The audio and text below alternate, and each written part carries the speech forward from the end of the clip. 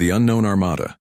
The alarm crystals sang their warning song throughout the command bridge of the Corvan Dominion flagship Eternal Glory. Admiral Thekvar's 6 eyes focused on the tactical display as his scaled hands gripped the command rail. For 800 cycles he had served the Dominion, and never had he seen readings like these. "Report," his voice rumbled through the bridge's crystal-amplified speakers. Sensor operator Zil Nath, barely past his molting ceremony, trembled as he read the data streams. "Admiral, we detect approximately 40,000 vessels at grid coordinates 779. They appeared without warp signatures or dimensional tiers. 40,000 ships." The number seemed impossible. Admiral Thekvar had commanded fleets that conquered entire star systems with less than 1,000 vessels. No known species possessed such numbers, especially not in the outer rim territories where only primitive worlds existed. "Display visual. Confirmation," the Admiral commanded. The main viewing crystal shimmered and revealed the mysterious fleet. Thekvar's breathing slits flared in confusion. The ships looked crude, built from basic metal alloys with simple geometric designs. They appeared to be powered by primitive fusion drives, technology the Dominion had abandoned millennia ago. Yet their formation was perfect, their movement coordinated with military precision. "Communications Officer Nalvex, attempt standard first contact protocols," Thekvar ordered. The Dominion's policy was clear. Unknown species must submit to Imperial authority or face destruction. It was a policy that had worked for over 3,000 cycles. The response came faster than expected. The alien vessels transmitted in multiple frequencies, sending mathematical sequences, star charts, and what appeared to be cultural information. Their messages showed images of a blue-green world, strange bipedal creatures, and primitive but functional technology. "Admiral," Communications Officer Nalvex reported, "they call themselves humans. Their transmissions indicate they are refugees seeking a new homeland. Their original world was destroyed by natural disaster." Refugees, with 40,000 ships. Admiral Thekvar found this suspicious. In his experience, refugee fleets were small, desperate groups easily controlled or eliminated. This looked more like an invasion force. "Send the standard demand for surrender," he commanded. "Tell them to power down their weapons and prepare for processing." The human response shocked the entire bridge. Instead of fearful submission, they transmitted images of their destroyed homeworld, showing massive environmental collapse and desperate evacuation efforts. Their final message was simple but defiant. "We seek only a place to live in peace. We will defend ourselves if attacked." Admiral Thekvar's mandibles clicked in annoyance. Primitive species never understood the futility of resisting the Dominion. A demonstration of Imperial power would quickly resolve this situation. Target their lead vessel with a precision plasma burst, minimal damage. They need to see our technological superiority. The Eternal Glory's main weapon discharged, sending a controlled energy beam toward the human flagship. The Corvan crew expected to see the primitive ship's shields fail and its hull breach. Instead, something unexpected happened. The human ship maneuvered with surprising agility, using chemical thrusters to dodge the plasma beam. As it moved, launch bays opened across its hull, releasing hundreds of small fighter craft. These tiny vessels swarmed toward the Corvan ship like angry insects. "Impossible," muttered Tactical Officer Krendar. "No species uses manned fighters anymore. They are too vulnerable to our point defense systems." But the human fighters did not attack in predictable patterns. They moved erratically, using random flight paths that made targeting difficult. When the Corvan point defense systems locked onto them, the fighters would suddenly change direction or release metallic chaff that confused the sensors. "Admiral," sensor operator Zilnath called out. "Multiple human ships are launching similar fighter swarms. Our sensors count over 10,000 small craft approaching." Admiral Thekvar watched in fascination as the human tactics unfolded. Instead of engaging the main Corvan fleet, the fighters targeted the sensor arrays and communication relays on the outer ships. They used kinetic weapons, primitive projectile launchers that fired chunks of metal at incredible velocity.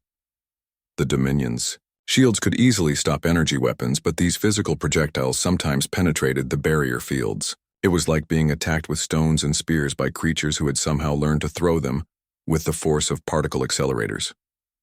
"Sir," reported Tactical Officer Krendar, "the human fighters are coordinating their attacks through tight beam laser communications. Our jamming systems cannot interfere with their command structure." This was becoming problematic. Admiral Thekvar had expected a quick demonstration of power followed by surrender. Instead, the humans were proving they could adapt to Dominion technology in real time. "Launch all interceptor squadrons," he commanded. "Show these primitives how real space combat works." The Corvin interceptors were technological marvels, equipped with energy shields, plasma cannons, and quantum targeting systems. Each one cost more to build than an entire human ship. They should have swept the primitive human fighters from space like leaves before a storm. The battle that followed defied every tactical manual in the Dominion archives. The human fighters, despite their primitive technology, fought with a coordination and determination that seemed impossible. When damaged, they did not retreat for repairs. Instead, they would ram Corvin interceptors or target critical ship systems with suicidal attacks. "Admiral," Communications Officer Nalvex reported with growing concern, "we are receiving damage reports from across the fleet. The humans are specifically targeting our sensor arrays and weapon control systems." This was sophisticated tactical thinking. By blinding the Corvin ships and disrupting their targeting systems, the humans were negating the Dominion's technological advantages. It was the kind of strategy that should take years of study to develop, not something improvised during first contact. "How are they learning our weaknesses so quickly?" Admiral Thekvar demanded. "Sir," Tactical Officer Krendar replied, studying his displays, "analysis suggests they are monitoring our communications and observing our weapon signatures. Their attacks are becoming more precise with each engagement." The humans were learning from every exchange, adapting their tactics faster than any species the Dominion had encountered. When the Corvin ships adjusted their defensive patterns, the human fighters would immediately modify their approach. It was like fighting an enemy that could evolve in real time. After 3 hours of combat, Admiral Thekvar faced an unprecedented situation. His advanced fleet was being systematically dismantled by primitive aliens using crude weapons and outdated technology. The difference was not in their equipment, but in their tactics, their determination, and their remarkable ability to innovate under pressure. "Admiral," Sensor Operator Zil Noth called out, his voice filled with disbelief. "Long-range sensors detect additional human fleets approaching from multiple vectors. It appears they have reinforcements." The tactical display updated to show the approaching vessels, not just hundreds or thousands, but tens of thousands more human ships converging on the battle zone. They had been traveling through space for months, using conventional propulsion to avoid detection, while their advance force made first contact. "Sir," Communications Officer Nalvex reported, "we are receiving a transmission from the human fleet." "Commander, display it," Admiral Thekvar ordered. The communication crystal showed a human female, shorter than most Corvins, but carrying herself with unmistakable authority. Her species had only 2 eyes, but they burned with intelligence and determination that made Admiral Thekvar instinctively step backward. "I am Captain Elena Rodriguez of the Human Refugee Fleet," she said in accented but clear Corvin. "We came seeking a peaceful place to rebuild our civilization. You chose to attack refugees fleeing a dead world. This was a mistake." Her image paused, then continued. "We do not wish war with your people, but we will not be destroyed because you fear what you do not understand. Withdraw your ships and we will find another sector for our new home. Continue this attack, and we will defend ourselves with every resource at our disposal." Admiral Thekvar stared at the transmission. In 3,000 cycles of Dominion expansion, no primitive species had ever dictated terms to an Imperial fleet. The audacity was breathtaking. "Open a response channel," he commanded. "This is Admiral Thekvar of the Corvin Dominion. You are in Imperial space without authorization. Surrender immediately or face complete destruction." Captain Rodriguez's expression did not change. "Admiral, your fleet has already lost 16 ships to our defensive actions. Our sensors indicate you have approximately 200 vessels remaining, operational. We have over 60,000 ships in this system with more arriving daily. The mathematics of this situation should be clear even to your tactical computers. The human was right, and Admiral Thekvar knew it. His fleet was designed to defeat conventional enemies using standard tactics, against an opponent who refused to follow the rules of civilized warfare, who treated every battle as a fight for survival. His technological advantages were proving insufficient. "Sir," Tactical Officer Krendar whispered, "perhaps we should consider negotiating with them." Admiral Thekvar's mandibles clicked in anger. The Dominion did not negotiate with primitives, but as he watched his fleet's tactical position deteriorate further, he began to understand that these humans were not primitives. They were something far more dangerous, an entire species that had learned to survive against impossible odds. The human reinforcement fleets were now close enough for detailed scanning. Admiral Thekvar studied the readings with growing amazement. The humans had converted cargo ships, passenger vessels, mining equipment, and industrial platforms into warships. They had turned their entire civilization into a military force out of sheer necessity. "Captain Rodriguez," Admiral Thekvar finally responded, "the Corvan Dominion has ruled this sector for 3 millennia. We cannot simply allow unknown aliens to establish territories within our borders." "Then we have a problem, Admiral," Elena Rodriguez replied, "because we cannot simply drift through space forever while our people die in failing life support systems. One way or another, we will find a place to call home. The question is whether that place will be built on graves or on mutual respect." As if to emphasize her point, several human ships moved closer to the Corvan fleet, their weapon systems powered but not yet targeting. The message was clear. The humans were prepared to continue fighting, but they preferred peace. Admiral Thekvar found himself facing a decision that would affect the entire Dominion. These humans had already proven they could defeat Corvan fleets through superior tactics and determination. If they were allowed to establish a foothold in this sector, they might inspire other species to resist imperial authority. But if the conflict continued, it could escalate into a war that might threaten the Dominion itself. The humans had demonstrated abilities that made them unlike any enemy the Corvans had ever faced. They learned quickly, adapted faster, and most importantly, they never gave up. As Admiral Thekvar prepared his response, he realized that regardless of what he decided, the galaxy was about to change forever. The age of unquestioned imperial dominance was ending, and these remarkable humans were just the beginning of that transformation. The communication channel remained open, waiting for his answer. Around him, his crew watched with anticipation, knowing that their admiral's next words would determine whether they were witnessing the beginning of a new age of galactic cooperation or the start of the greatest war in cosmic history. The galaxy's new reality. The emergency session of the Corvan High Command convened within hours of Admiral Thekvar's initial report.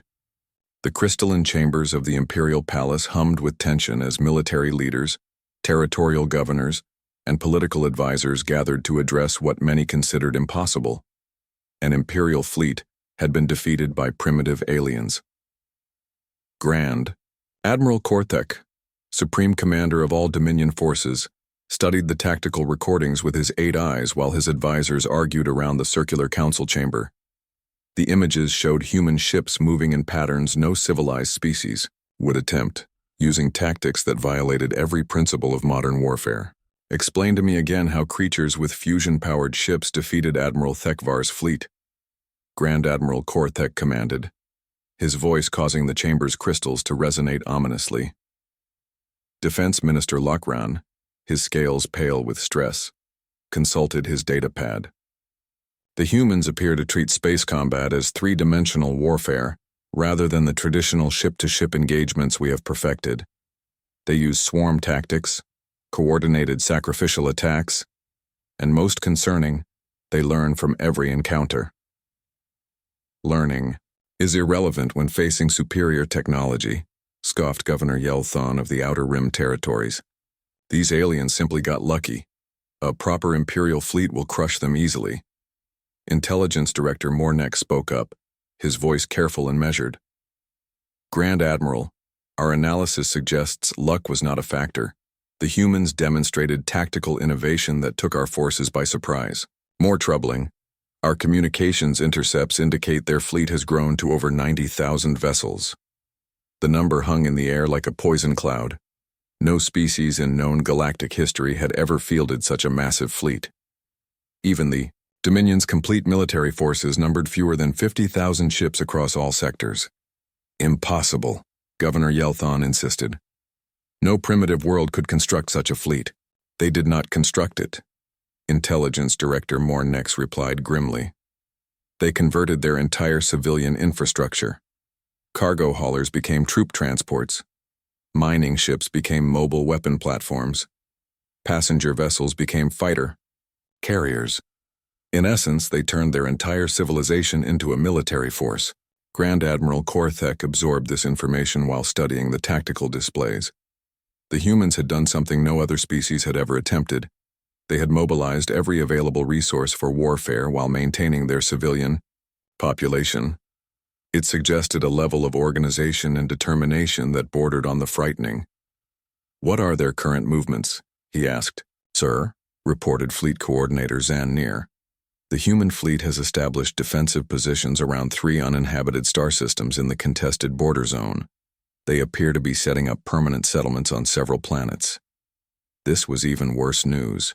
If the humans successfully established colonies, they would have a permanent foothold in Dominion space. Other species might see this as proof that imperial authority could be challenged. "Grand Admiral," interrupted Communications Chief Velcor, "we are receiving reports from our outer territories. Several conquered species are showing signs of unrest. The news of human victories is spreading faster than we can contain it." For 3,000 cycles, the Corvan Dominion had maintained control through the simple principle of overwhelming technological superiority. Rebellions were quickly crushed, and potential threats were eliminated before they could grow. But the humans had demonstrated that determination and innovative tactics could overcome technological advantages. "Sir," Intelligence Director Mornex added, "our deep cover agents report that species throughout the galaxy are asking the same question. If humans can defeat the Dominion, why can't we?" Grand Admiral Korthek felt the foundation of imperial power shifting beneath his feet. The Dominion controlled hundreds of systems and dozens of species through fear and superior firepower. If that fear disappeared, if conquered peoples began to believe they could fight back successfully, the entire empire could collapse into chaos. "Prepare the Grand Fleet for deployment," he commanded. "We will end this human threat with overwhelming force before it can inspire further rebellion." The Grand Fleet was the Dominion's ultimate weapon, a force of 5,000 of their most advanced warships led by the planet killer Cosmic Dominance. It had never been defeated, never even been seriously challenged. Against human ships powered by primitive fusion reactors, it should be capable of ending the conflict within days. But as Grand Admiral Korthek issued his orders, reports continued to arrive that complicated the situation. The humans were not simply defending their new territories. They were actively communicating with other species throughout the galaxy. "Sir," Communications Chief Velcor reported, "we have intercepted transmissions between the human fleet and representatives of the Zellian Republic, the Free Traders Alliance, and even some of our own conquered species. The humans appear to be organizing some form of alliance. This was unprecedented. In 3 millennia of expansion, the Dominion had never faced a coordinated multi-species resistance. Individual worlds might rebel, but they were quickly isolated and destroyed before they could coordinate with others. The humans were changing the fundamental nature of galactic politics."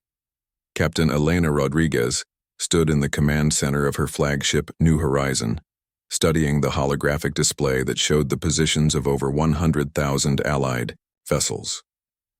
In the weeks since their first contact with the Corvan Dominion, the human refugee fleet had grown into something far more significant: the nucleus of a galactic liberation movement. "Captain," reported Commander James Patterson, "our Zellian allies have confirmed the approach of the Corvan Grand Fleet. Estimated arrival time is 72 hours. Elena nodded, studying the tactical projections. The approaching Imperial force represented the most powerful military formation in galactic history. Their ships used technology centuries ahead of human capabilities, and their commander was the most successful military leader in the Dominion's history. Dr. Kim, what is the status of our technology integration projects? Elena asked. Dr. Sarah Kim, the human fleet's chief science officer, consulted her datapad. We have successfully reverse-engineered basic shield technology from captured Corvin vessels. Approximately 40% of our major ships now have defensive barriers. The weapon upgrades are more challenging, but we have equipped our fastest ships with captured energy weapons. The human fleet had learned to adapt captured technology with remarkable speed. Within weeks of their first battles, human engineers had figured out how to integrate alien systems with their own equipment. It was not perfect integration, but it was functional enough to level the playing field. What about our allies? Elena asked. Commander Patterson updated the tactical display to show the Allied fleet positions. The Zelian Republic has contributed 8,000 ships to our defensive force. The Free Traders Alliance has provided 12,000 vessels and significant intelligence about Corvin military tactics. Most importantly, we now have representatives from 15 different species, including some from within Dominion territory. Elena studied the diverse fleet surrounding them. Human ships with their angular practical designs flew alongside the organic curves of Zelian bioships and the crystalline structures of trader vessels. It was a fleet that represented hope for dozens of species that had lived under Corvin dominance for centuries. Captain, called out Communications Officer Torres, we are receiving a priority transmission from Grand Admiral Korthek himself. Display it, Elena commanded. The holographic projector showed the imposing figure of the Dominion's supreme military commander. Grand Admiral Korthek was larger than most of his species, his scales bearing the scars of numerous battles. His 8 eyes focused on Elena with obvious contempt. I am Grand Admiral Korthek of the Corvin Dominion, he announced. You have violated Imperial space, destroyed Imperial vessels, and incited rebellion among conquered territories. This will end now. Elena stepped forward, meeting his gaze without flinching.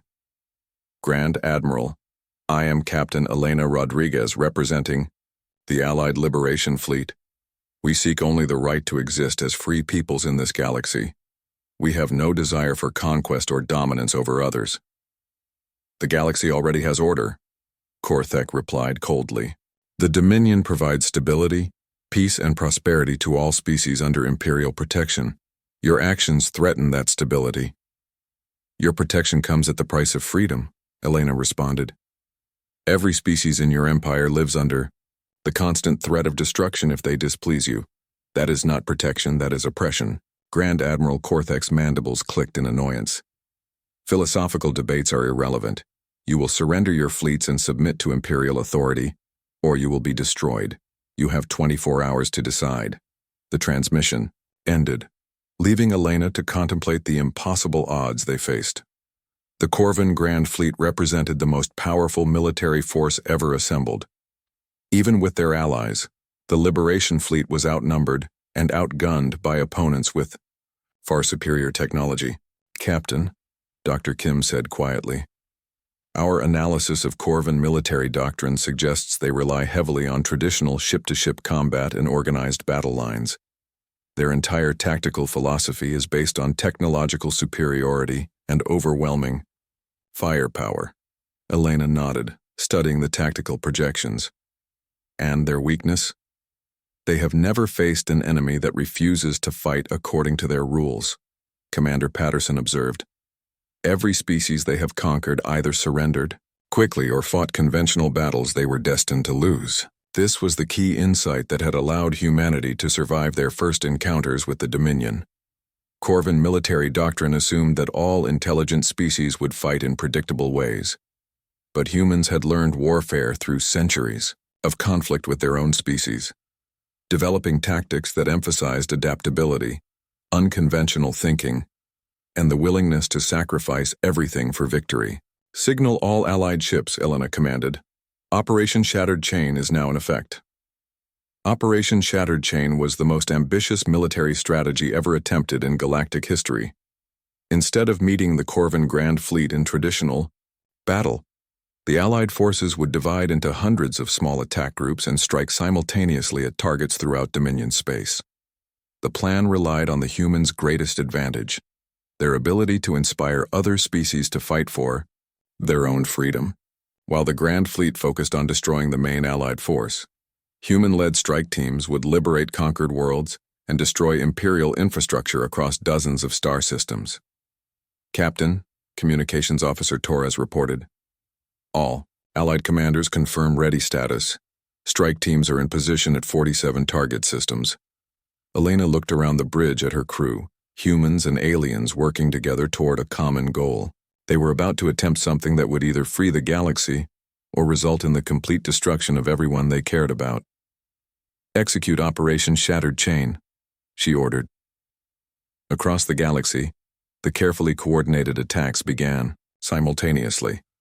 Human commanders led mixed-species fleets against Corvan installations, communication relays, supply depots, and administrative centers. The strikes were designed not just to cause damage, but to demonstrate to conquered peoples that the Dominion could be defeated. The Grand Fleet arrived to find not a traditional enemy formation, but a decentralized network of resistance cells that struck without warning and disappeared before Imperial forces could respond. For every ship the Corvans destroyed, 2 more conquered worlds joined the rebellion. Grand Admiral Korthek found himself fighting not a single enemy, but an entire galaxy rising up against Imperial rule. His powerful fleet, designed to win conventional battles through superior firepower, was helpless against an enemy that refused to present traditional targets. "Sir," reported his tactical officer, "we are receiving rebellion reports from over 200 Imperial worlds. Our garrison fleets are requesting immediate reinforcement." The Grand Admiral stared at the galactic display showing uprising markers, spreading like a virus across Dominion space. The humans had done more than defeat Imperial fleets. They had shown the galaxy that freedom was possible. "Grand Admiral," his communications officer called out, "Captain Rodriguez is requesting to speak with you." When Elena's image appeared on the command display, she looked tired but determined. Behind her, the bridge showed representatives from dozens of species working together. "Grand Admiral," she said, "the galaxy has spoken. Your empire built on fear and oppression is ending. We offer you the chance to negotiate a peaceful transition to a free galactic community." Grand Admiral Korthek looked at the rebellion reports covering his displays, then at the human who had somehow convinced an entire galaxy to stand up and fight. For the first time in his long career, he faced an enemy he could not defeat through superior firepower. "What are your terms?" he asked quietly. "Freedom for all species to determine their own destiny," Elena replied. "An end to imperial conquest and oppression. A chance for the Corvan people to join the galactic community as equals, not masters."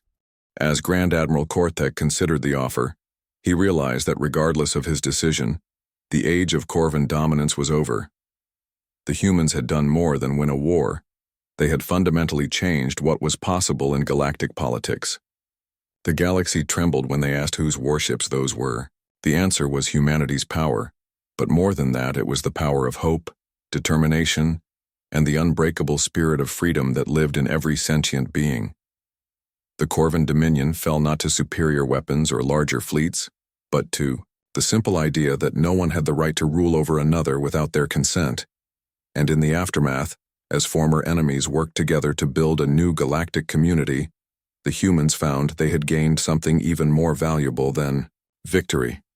They had found a new home among the stars, surrounded by friends who shared their dream of freedom.